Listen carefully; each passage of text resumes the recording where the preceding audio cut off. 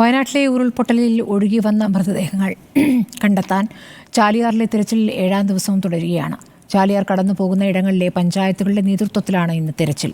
ഇതുവരെ ചാലിയാറിൽ നിന്ന് 75 മൃതദേഹങ്ങളും 158 ശരീരഭാഗങ്ങളുമാണ് ലഭിച്ചത്.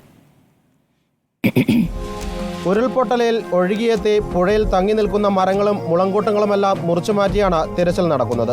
പോത്തുകൽ പഞ്ചായത്തിലെ ഇരുട്ടുകുത്തി മുതൽ ചാലിയാർ കടന്നു പോകുന്ന തീരങ്ങളിലെല്ലാം തിരച്ചിൽ തുടരുകയാണ്.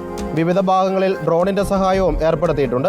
ഫയർഫോഴ്സിന്റെ 5 യൂണിറ്റും 101 സിവിൽ ഡിഫൻസ് അംഗങ്ങളും ചാലിയാർ തീരത്ത് സജീവമായി രംഗത്തുണ്ട്. പഞ്ചായത്തിന്റെ ഈ വാർഡുകളിൽ ഇനിയും ഒരു മൃതശരീരത്തിൻ്റെ ഒരു അവശിഷ്ടവും ബാക്കിയില്ല എന്ന് ഉറപ്പുവരുത്തുക എന്ന ഉദ്ദേശത്തോട് തന്നെ എല്ലാ വാർഡ് മെമ്പർമാരുടെ നേതൃത്വത്തിൽ ചാലിയാർ കടന്നു പോകുന്ന എല്ലാ വാർഡിലും തെരച്ചിൽ നടത്തിക്കൊണ്ടിരിക്കുകയാണ്. ഇപ്പോൾ അവിടുന്ന് ഒഴുകി വന്നൊരു മുളങ്കൂട്ടാണ്. ഈ മുളങ്കൂട്ടം ഫുള്ളായിട്ട് ഞങ്ങളിത് നീക്കം ചെയ്തിട്ട് അതിൻ്റെ അടിയിൽ മൃതദേഹം ഉണ്ടോ അല്ലെങ്കിൽ എന്ത് ഉണ്ടോയെന്ന് അറിയാൻ വേണ്ടിയിട്ട് ഞങ്ങൾ തിരഞ്ഞുകൊണ്ടിരിക്കുകയാണ്. ഇന്നലെ സൂചിപ്പാറയ്ക്ക് സമീപം കണ്ടെത്തിയ മൃതദേഹം ഹെലികോപ്റ്റർ ഉപയോഗിച്ച് എയർലിഫ്റ്റ് ചെയ്തു. ഈ മൃതദേഹം കണ്ടെത്തിയ 18 അംഗ സംഘത്തെ സുരക്ഷിതമായി തണ്ടർബോൾട്ടും വനപാലകരും വയനാട്ടിലെത്തിച്ചു. കഴിഞ്ഞ 3 ദിവസമായി കനത്ത മഴ മാറി നിൽക്കുകയാണ്.